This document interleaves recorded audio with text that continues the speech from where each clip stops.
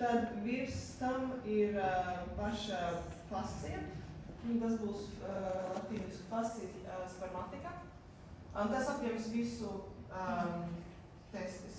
Pāri tam vēl pašām, dzēkalieku maisiņām vēl ir arī datoru muskuls, vai muskuls datoris, laikam, kas veido pašu to maisiņu un rīkojumu. Tad, protams, ārvalsts ir viens tā īsti slāņiem.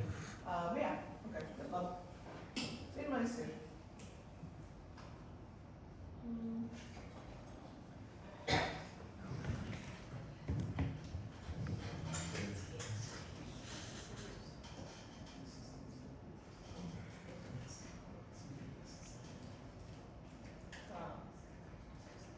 Kas ir šis?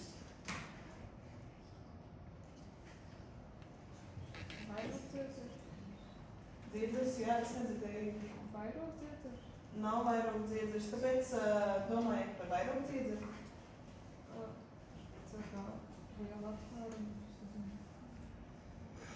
Idejiski es saprotu. Vairogdziedzerim nebūs tādas lielas izvadu kanālus lumenceptas, un nebūs tik daudz arī saistot šie te saistot septas, jā. Tas nav piena dziedzers? Piena dziedzers, jā, pareizi. Tā kā, jā, minēju pareizi, dziedzeru veida struktūra. Kāpēc tieši domājat par piena dziedzeru? Tas saprot, ka varētu rakstīt atsevišķi ir tāda baltā, kas skatās redzam, ka mēs tur rakstot izvedu vairāk. Jā, jā. Jādomā,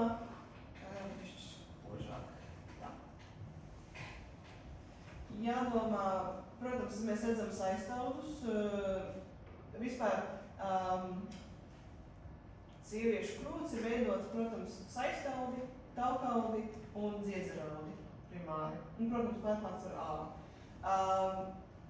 Paši dziedzeri, īpaši šajā te preparātā, tas tie laktējošais, tā kā dziedzeru visi ļoti arī aktīvi, ir bijis hiperplāzija, hipertrofija dziedzeros. Mēs neredzam tik daudz vairs saistaudus, visu tāds smuks un uzbriests. Es iesaku vienmēr skatīties dziedzerus, kādi dziedzeri ir varbūt arī līdzīgi, jūs iedomāsiet par sēklu dziedzeriem, jo arī visi tie izvadu kanāli. Bet saturs būs tāds netieši tik homogēns kā vairogdziedzeru koloīds. Koloīds ir tā kā vienkrāsējums. Šeit ar maziem gabaliņiem, tādiem putiklīšiem, bet ir saturs daudz, kas nosaka vairāk uz, šajā gadījumā jau pienu. Te var redzēt arī tā kā pienu, tauklāsītes. Tā, kas cits vēl? Jā. Pašu pienu dziedzera atcinusi, vai tie dziedzera struktūra, ar kādām šūnām viņi ir izklāti, vai arī cik daudz slāņu vispār ir vienā tajā dziedzerā?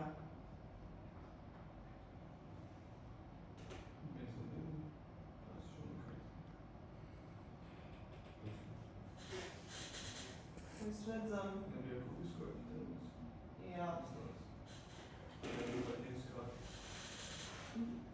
Tā kā būs pats epitēliju šūnu slānis, kubisks, parasti, varbūt bišķi saplacināts.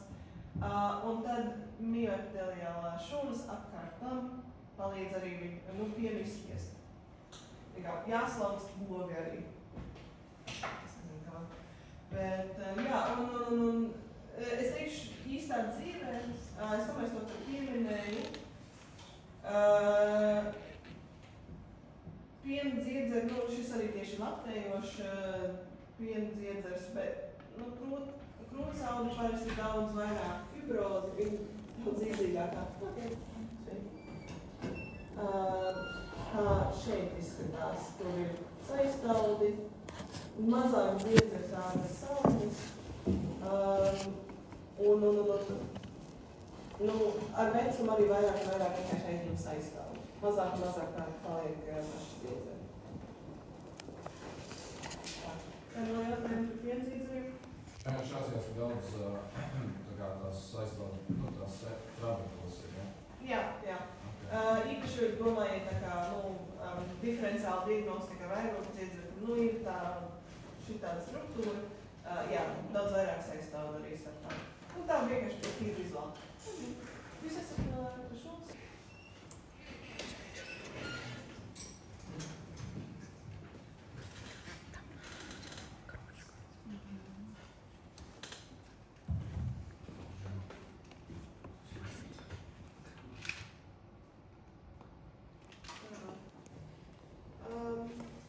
Šeit ir tāds liels preparāts, man būs grūti parādīt visu, bet slaidu nosaukumam ir, rāda uz vienu konkrēto struktūru, tā kā es to atradīšu.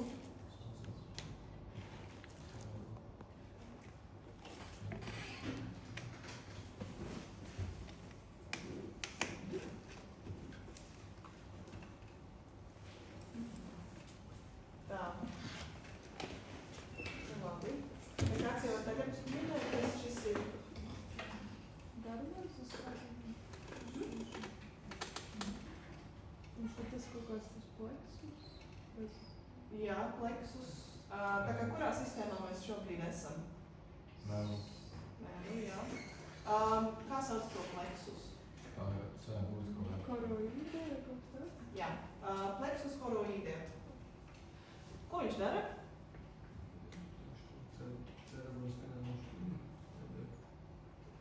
Nedzird visu. Jā, tieši tā. Koroīdu pleksus būs arī pie blakus palielināšu specifisks šūnas. Kāds varbūt atcerās šūnu nosaukumu. Bija klāt tie, epidemocīdi, viņi bija vēl modificēti. Jā, tieši tā. Un kāda kategorija šūnas viņas ir? Kāda veida?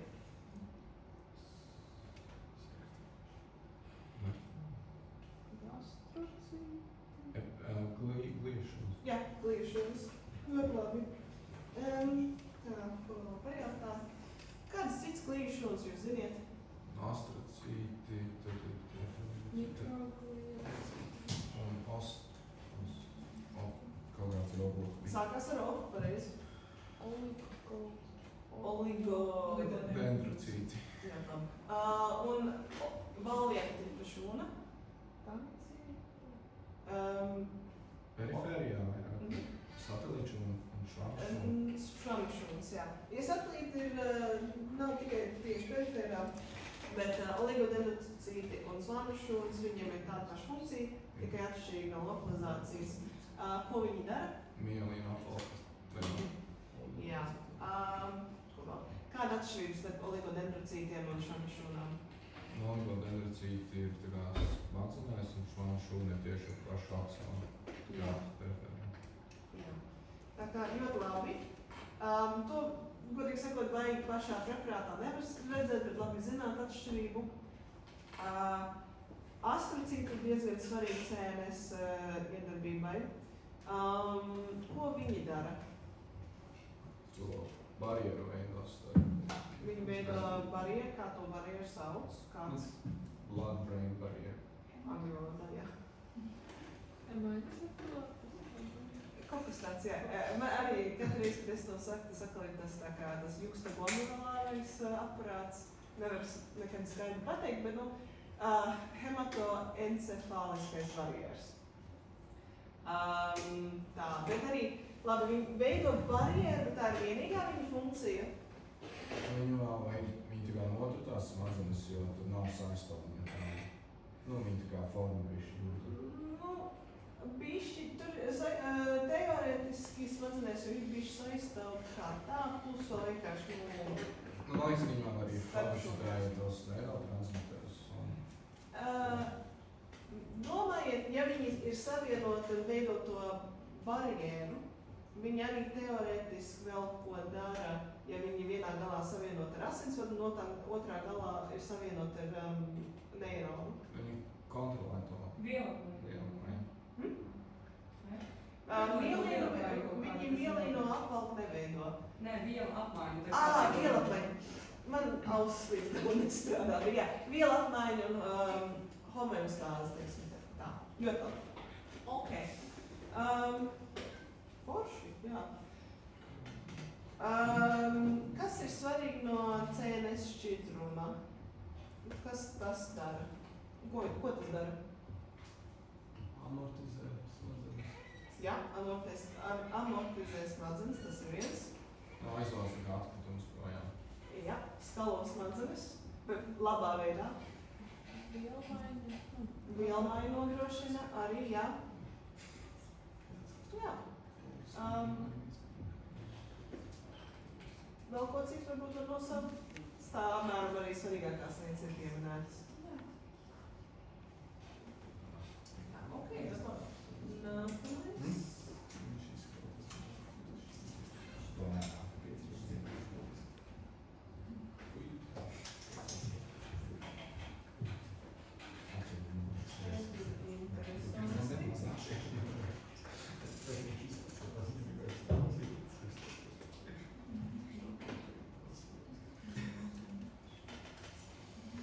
Tā.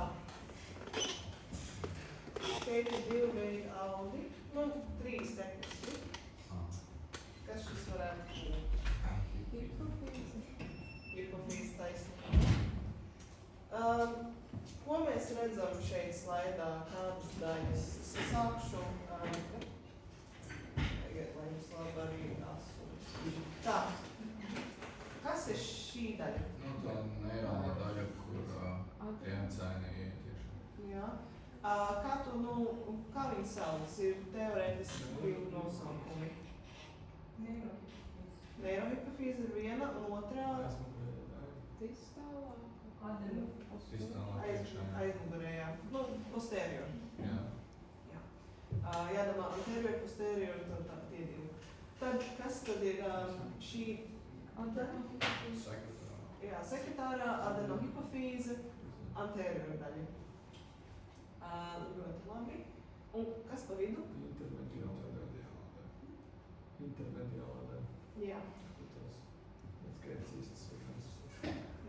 Te arī ļoti labi var redzēt intermediālā daļā lielais asinsvads, arī veidojās asinsvads plexus.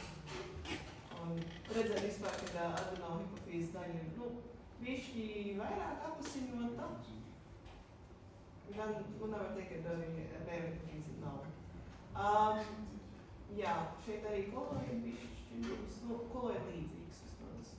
Tā, un kādu veidu šūnas mēs redzam adenohipofīzē? Vai ir tās bazofīlās un homofīlās? Bazofīlās, jā, bet es nedzirdēju otrā. Homo. Nebūs homofīlās, acidofīlās, jā. Šeit var domāt bišķi vienkārši par stāvu un sārnu līdzsvaru, acid base, acidofīlās, bazofīlās. Un arī ar to var bišķi atcerēties pašu, kur šūna ir kurums preparātu. Ja kāds atcerās no ķīmijas litmus papīra testi, kādā krāsā parasti krāsojās skābe. Jā. Tā kā preparātos arī sarkanākās šūnas būs tās acidofīlās. Tad arī zilākas, tad būs tās bazofīlās. Tagad uzreiz neatceros to puķi. Hydrangea. Latviešu valodā es tagad neatceros, bet kaut kas tāds. Vitā ir viena puķi arī, kur skābēm sārgaļā zemē un skābā zemē mainās arī puķu krāsa. Tā es vienmēr arī mācoties atcerējos šo struktūru, jo, protams, dziedz ir veidīgs, bet tās visas šūnu lapiņas kā tā izskatās tā kā tā puķa galva. Un tad, skatoties, vai ir sārums vai skābs, tad tas arī nosaka krāsu. Tā vienkārši tā galvā turēt, viņš tieši neironiski, bet tā.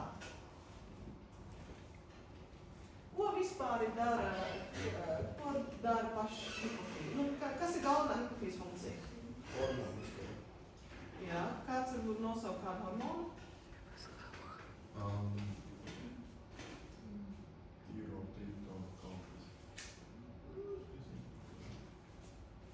Augšanas hormons. Augšanas hormons ir viena no galvenajiem. Būs Stimulējošais hormons. jā, Bet vēlāk ir daudz to tā kā citu orgānu stimulējošie hormoni. jā. Es iesaku, ka mums vienveid jūs kāds zināt, nu vienveid vai otru hormonu darbību un visi tie citu būs svarīgāk tieši, ka jūs būs klīniskās tēmas un īpaši endokrinoloģijā, protams. Bet, nu jā, tagad jau vismaz kaut kādu pamatu zināt, kas kur aiziet. Augšanas hormons vienīgais, kas ir iedarbojies tā kā pa visu ķermeni, nav konkrētais mērķorgāns. Bet jā, folikulo stimulējošais hormons, luteinizējošais hormons, tur arī, vēl viens jautājums tāds, šo te gan vajadzētu zināt, kā sauc vispārīgi šo hormonālo asu, kas sāk visu pārējo ķermeņu kontrolēt? Hipotalāma hipofīze. Jā, hipotalāma hipofīzārā asa. Būs signāli no hipotalāma, būs vairāk vēl neirāli signāli, aiziet uz kurējo hipofīzes daļu. Aizmugurējo, jā, neirohipofīzes. Neirohipofīze tad tālāk pārtūko signālu uz priekšējo hipofīzi, adenohipofīzes, kas tad izdala hormonus. Tas ir izņēmumi šitam visam, protams, ir daži hormoni, kas arī tiek izdalīti bišķi augstāk. Kāds varbūt atcerās, ir divi tādi, kas tiek izdalīti no, es domāju, bija aizmugurējās hipofīzes daļas. Oksicitoze un tas ADH. Ne oksicitoze, bet oksitocīns. Jā, Ieva, tu saprati. Oksitocīns un otrais Vazopresīns. vazopresīns. Ja mēs manā 3 sekundes iegūglēšu, es nepareizi to saku.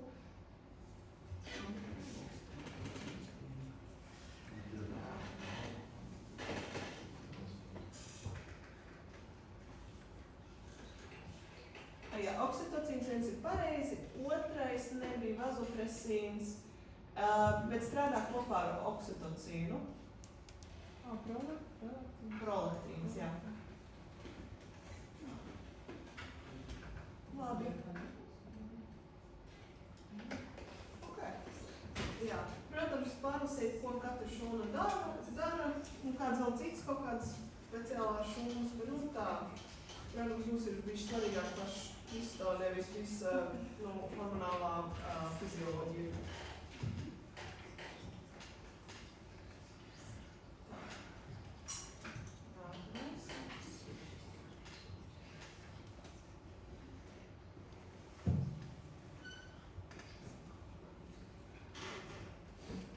Ko mēs te redzam?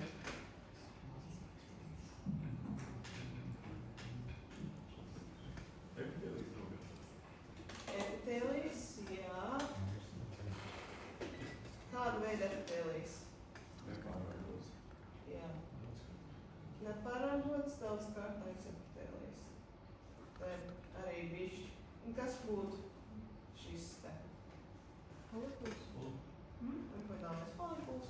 Tas nozīmē, ir bišķi arī nepieciešams imūnas aktivitāte.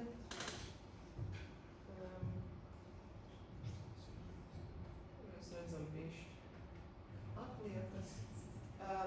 Bišķi attālināti, nevar visu redzēt.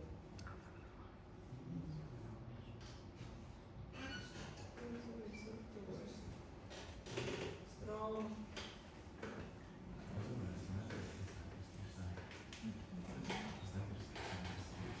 Izšķirumi. tā. Tur pa labi bija kaut kāda struktūra ar apliņšiem. Jā. Tā nebija loma. Asins vārdi.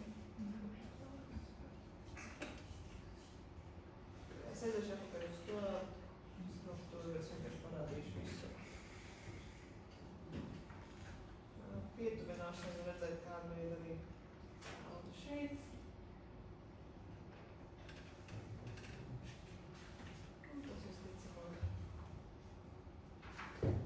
Asins vārds.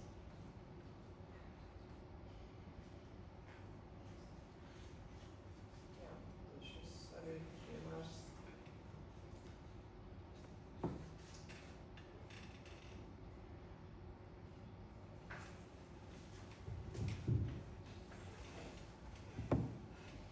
Kas tas varbūt varētu būt?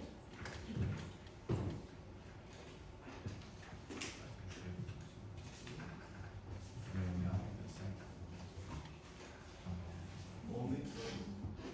Nebūs lomnīca. No. Jādomā šeit virsmata bija ļoti tāds izklāta ar epitēliāliem. Dzemde. Dzemde. Nu, nebūs dzemde tieši. Lomnīca. Lomats ne. Dzemdes kakls. Tuvāk. Maks. Domājiet, nu, ko mēs redzētu tieši dzemdē, varbūt epitēlijā, ka šeit nav. Nav kaut kāda asins. Daudz dziedzera izvadi. Šeit nav tie dziedzeri. Nu, protams, jāskatās arī, kurā fāzē dzemde, bet, te nav īsti nekāda dziedzera izvada kanāli. Un, ja mēs arī domājam par dzemdes slāņiem, nu, šeit nav arī muskuļu slāņi. Te ir, te vairāk ir muskuļu, ok, bet te ļoti daudz ir vienkārši arī labi proprieta apkārt arī bišķi.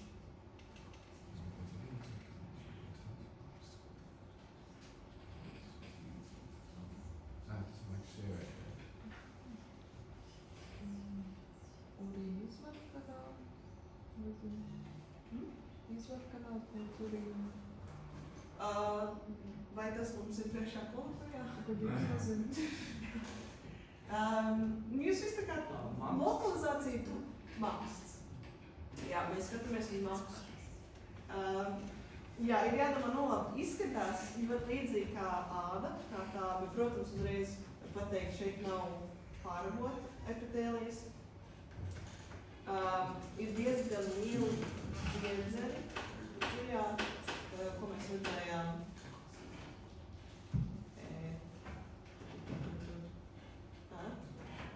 Tāpat var redzēt bišķi arī to izdalījumi.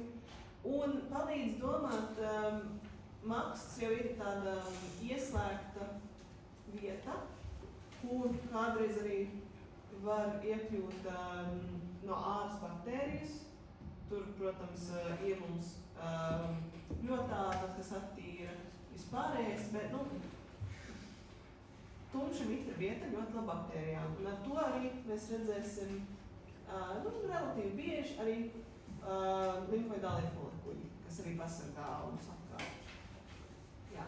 Šis, maksts ir arī slaidi, es nepaņēmu, kam ir maksts savādākos fāzēs. Te ir arī tajā sarakstā e-studijās laikam rāda, ka ir maksts luteālā fāzē, maksts folikulārā fāzē. Tas ir vairāk, maksts atšķirības, skatoties varbūt arī bišķi vairāk pat uz dzemdes kakla audiem, kā viņi mainās skatoties uz hormonālo aktivitāti mēnešu laikā. Tas tā vispārīgi. Bet jā, tas ir maksts. Jautājums arī, lai ir skaidri, kāds var nosaukt dzemdes divas fāzes, ko mēs, te jau ir trīs fāzes, bet tās divās lielās fāzes, ko mēs redzam dzemdē. Ko vārds noārtīšanās. Jā, proliferācija, noardīšana būtu pašas semences, kas būtu tā trešā, bet ir vēl viena fāze starpā. Sekrecijas, jā. Tā kā, ja mēs runājam par dzemdi, mēs runāsim par sekreciju, proliferācijas fāzi, vai arī pašas menses vai menstruācijas cikla asiņošanas laiks. Tā noardīšana. Kādas fāzes tad mēs redzam olnīcā?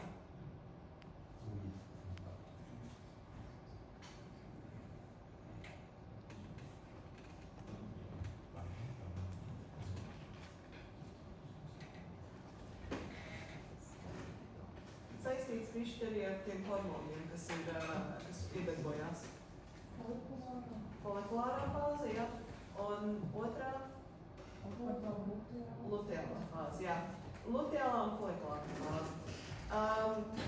Ja lasiet par pašu fizioloģiju kā tā, nemaisiet, teiksim, nesakiet dzemdes folikulārā fāze vai, dzemdes luteālā fāze. Folikulārā un luteālā fāze saskan, vienlaikus notiek hormonālā aktivitāte gan dzemdē, gan olnīcā. Bet katram no tiem orgāniem ir savu specifiskais nosaukums saviem fāzēm. Jā.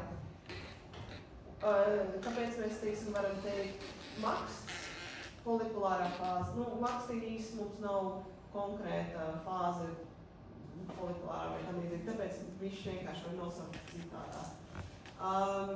Jā, lai nemaisās tas,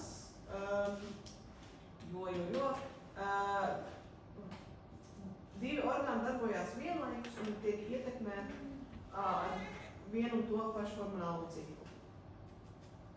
Jā, tā kā, lai tas ir skaidrs. Es ceru, ka tas ir skaidrs. Jā, lai nemaisās. Protams, paši hormoni, kāds var nosaukt tos 4 hormonus, kas iedarbojās uz sieviešu menstruācijas ciklu? Estrogēns ir viens, progesterons ir otrs, luteinizējošais hormons vai LH, jā, un folikulu stimulējošais hormons.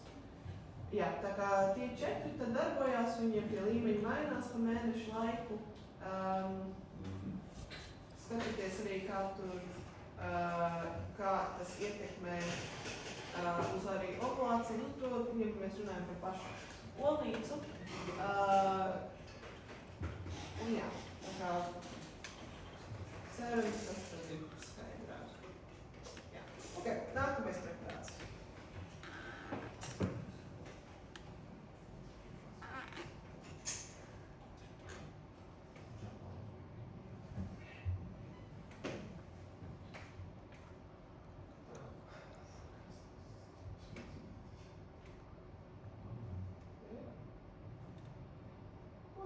Mēs te redzam smadzenītes ļoti labi. Un kā varam pateikt, ka tās ir smadzenītes?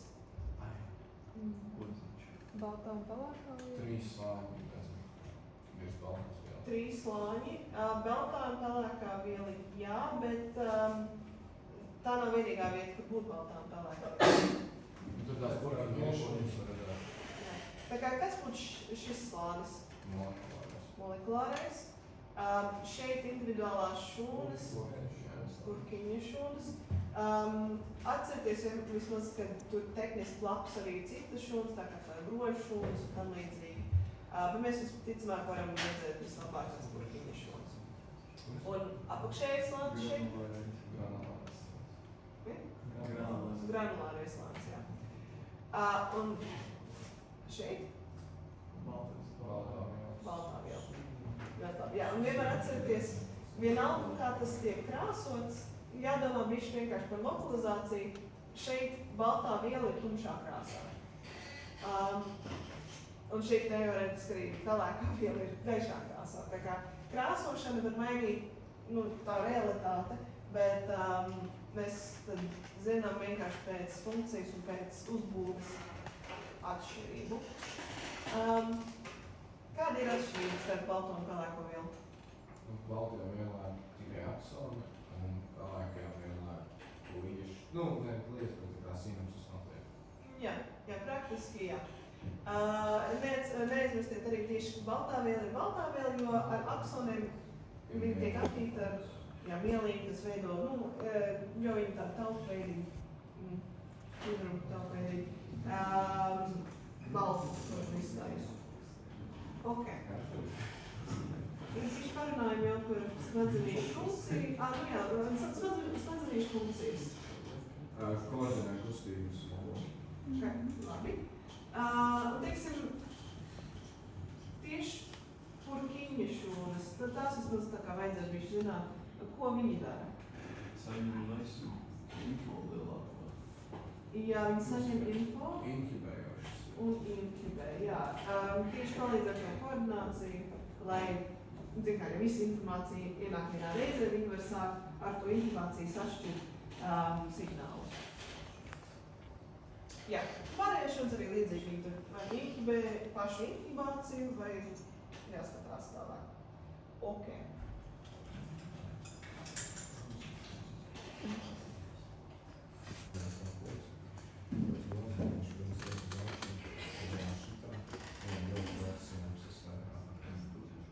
Tas ir nozīmē šūnu aksonu. Kāpēc man šķiet, tas ir mazāk pēc tāds spēks. Labi. Tā. Jā. Kas šī par Jā. orgānu? Virsnieki. Easy. Ļoti labi. Kāds var nosaukt virsnienes slāņus? Ārējais, jā. Jā, sāksim tā, kad ir garloze un iekšējais sēdi, jā. Tad, ko mēs, teiksim, redzam šeit? Kas bija? Fascikulāta kaut kā. Viņiem bija nosaukums pēc, es arī paskatos droši, zona. Jā. Tā.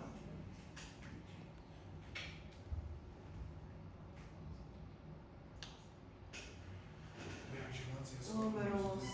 Tā, tad, jā, es tumšāk varu. Kas man tur? Tā šos, preparāts ir ļoti gaiši, tā kā, cerams redzēt. Glomerulosa, tāda tumšāka.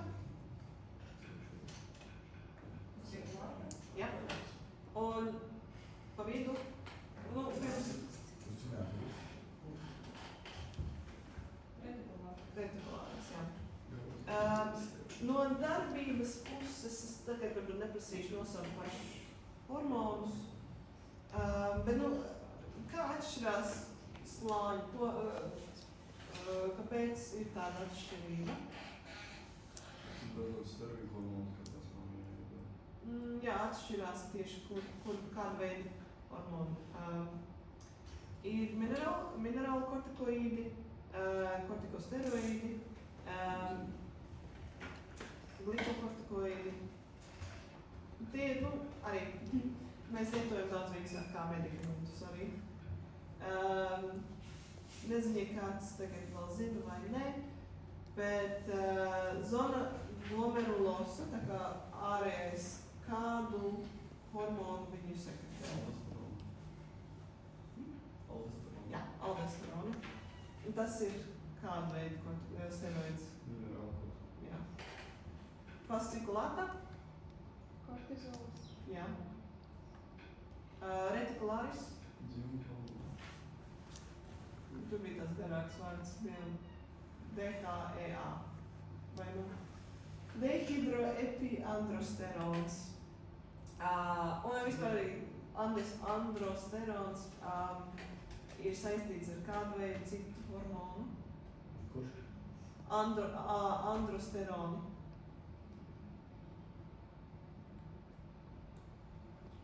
Andro ir sakne, kas ir saistīta ar vienu specifisku sistēmu, ir arī androgēni. Jā, testosterons. Jā. Tā kā viss andro ir saistīts ar vīriešu dzimumu sistēmu, un vīriešu dzimumu. Tā kā androgēni arī viena no viņiem ir testosterons. Ļoti labi. tiešām ir 0 vai sēdē.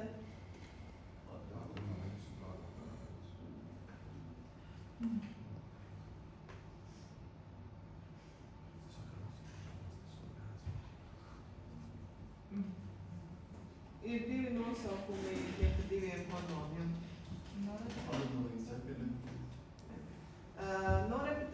Norepinefrins, epinefrins vai noradrenalīns, adrenalīns. Nu tā. Šis arī visu ok.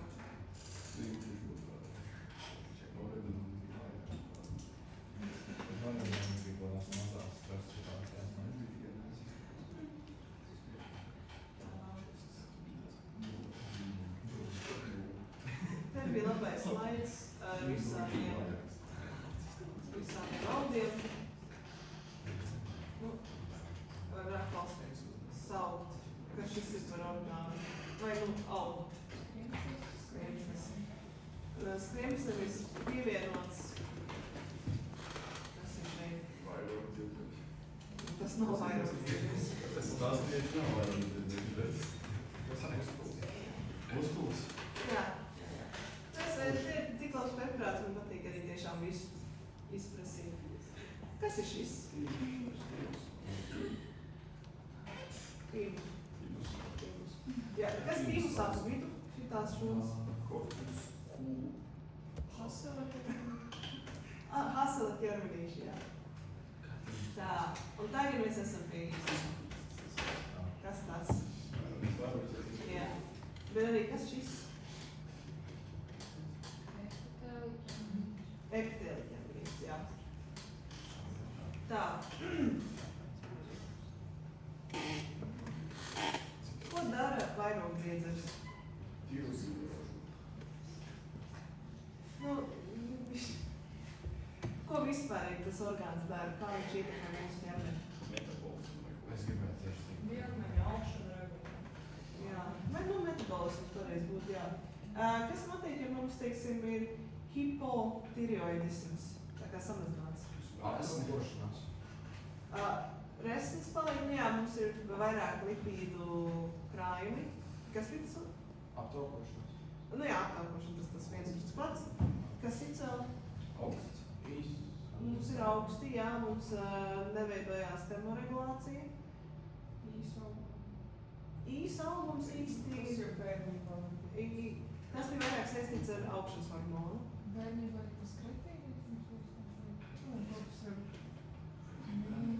Kas notiek ar ādu? Āda. Varētu būt tūski, jā. Ja teiksim, hipertireoidismā ir daudz svīšana, tad hipo Nē, nu, tad viņas tādas sausa paliek. sausā, jā. Viss tā kā otrādi. Tā miegainība, zema motivācija, tur arī, arī psihologiski ietekmē. Izskries ārā. Tas jau arī vispār teorētiski grūti ir, kad ja mēs atrodam vairogdziedzerī strumu, izrādās tur ir mezgls, vēl trakāk, ja pats mezgls ir audzējs, ir jāgriež ārā to orgānu. Bet ja mēs arī izgriežam ārā, un arī vēl trakāk ir, ja pirms tam dēļ tās audzēja hiperaktivitātes, cilvēki dzīvo hipertireozi, un pēkšņi izgriež visu to auga gabalu ārā, un mums vairs puse vismaz vairogdziedzers vairs nav, ja ne pat viss vairogdziedzers tiek izņemts. Pēkšņi var svārstīties stipri uz otro virzienu, ir hipotireoze, kas ķermenim, ja tā domā, ka šitā visu laiku svārstās no viens puses uz otru, tas arī nav ļoti veselīga lieta, ļoti ietekmē sirdi. Sirds, nieres un viss tā iekšējā orgāna var ciest diezgan daudz no tā visa. Un tāpēc arī pēc operācijas ir ļoti jāsako līmeņus, un arī pārējo dzīvi cilvēkam būs jāņem levotiroksīnu, es domāju, ja bija hipotireoze, lai vienkārši dot to T3, T4 hormonus, lai uzturētu normālu, lai nav pa zemu, lai sintētiski dot tos hormonus. Jā, tā kā ar vairogu dziedzeri, un tas vispār notiek diezgan bieži, ja ne dēļ kaut kāda audzēja, tad vienkārši dēļ novecošanas mezgli veidojās adenomas, visi tie labdabīgie, vai cistas arī, bet nu ko lai dara? Un tad vēl trakāk, kas notika, ja teiksim tajā operācijas laikā ķirurgs nepareizi izņemt ārā šo te struktūru. Tas bija tas. Jā, tā kā jāatcerās arī, ka vairogdziedzeri ir arī hormons, kas ir saistīts ar kalcija līdzsvaru, bet galvenais, ko parasti mēs atceramies, ir, ka epitēlija ķermenītiem ir arī hormonam ir nosaukums kāds? Parathormons. Angļu valodā viegli atcerēties, ka vienkārši parathyroid ir parathyroid, it releases parathyroid hormone. Bet šeit arī vairogdziedzeris izdala T3, T4, un es domāju, es dzirdēju nosaukt to hormonu, kas ir saistīts ar kalciju.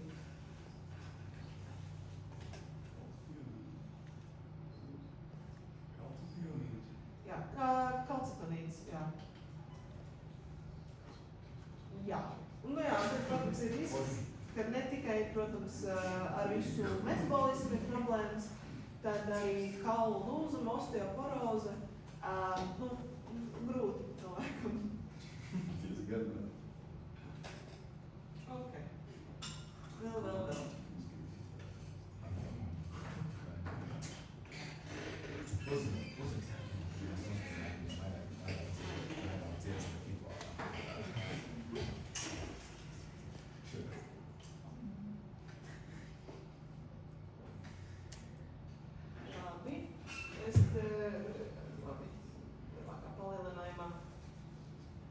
Te būs iekšējā virsma.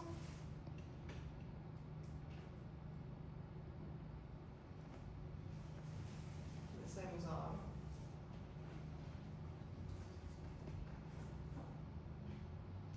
Un te ārējā virsma. Un bišķi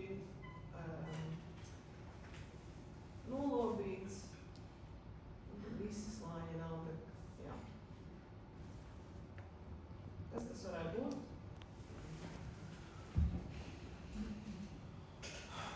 Čuriņu saistīts. Var citu parādu, var to centimeru. Teiksim, kurā sistēmā mēs esam? Dzimuma sistēma. Imūns? Dzimuma. Dzimuma, jā. Dzimuma sistēmā. Nu, kurā vīrieši vai sievieši? Man liekas, ka vīrieši. Sievieši. Labi, mēs esam sieviešu dzimuma sistēmā. Tad daudz dziedzeri. Dzemde. Jā. Kā uzreiz var pateikt, šeit arī būs muskuļslāņi, jā. Kā sauc galvenie 3 dzemdes slāņi? Endometris, miometris. Perimetris. Jā, endometris, miometris, perimetris. Šajā slaidā perimetris bišķi nav tik viegli redzams, bet galveno mēs redzam arī miometriju. Miometrijā ir cik daudz muskuļslāņi? 3. Un tad vēl arī jautājums par bišķi bonus. Ja te ir endometrijs, kurā stadijā mēs atrodamies? Well, jā, ok, vismaz to atpazīstam. Var teikt tādi ļoti daudz dziedzeri, viņi ir labi attīstīti, ka jau viņi arī sāk izlocīties. Baigi daudz vairs neaugs, varbūt ļoti labs, teiksim, gatavs saņemt un sagatavoties auglītim. Tas nozīmē, kas? Ja mums bija divas fāzes bija, pirmais bija proliferācija, tā kā šeit ir sekrecijas fāze. Jā. Un te arī sekrecijas sākumā, proliferācija jau, kad aug vispār kā tā, vienkārši redzēs arī mazāk endometrijas, bet šeit ir diezgan daudz endometrijas. Mēs zinām, ka jau iet uz sekrecijas, kur varbūt sekrecijas beigām, jo tie dziedzeri ļoti labi ir izlocīti. Sekrecijas sākumā viņi vēl būs tādi diezgan taisni. Jā.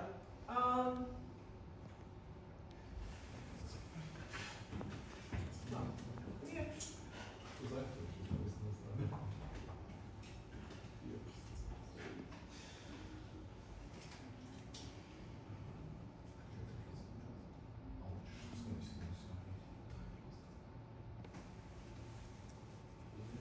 Kas ir šis vīrietis?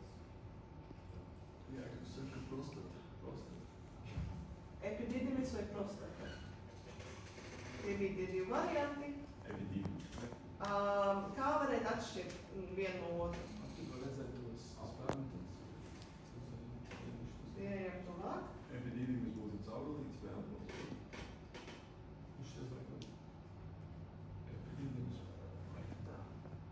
Tā. Labi varianti, piekrītu daudzam, bet jā, ja skatāmies.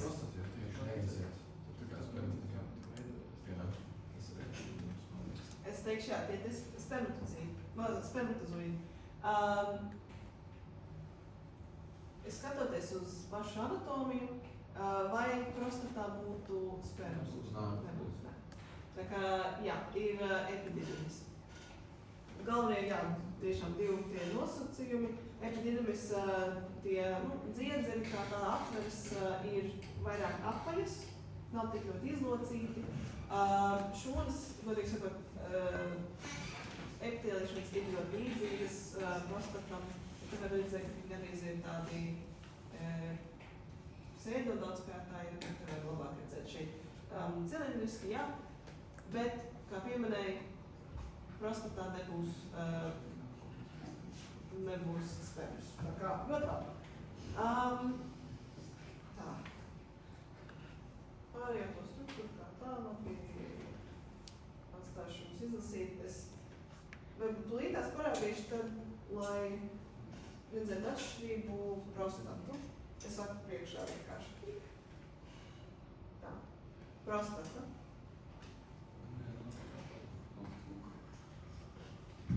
Var redzēt, dziedzeri paši ir ļoti izlocīti.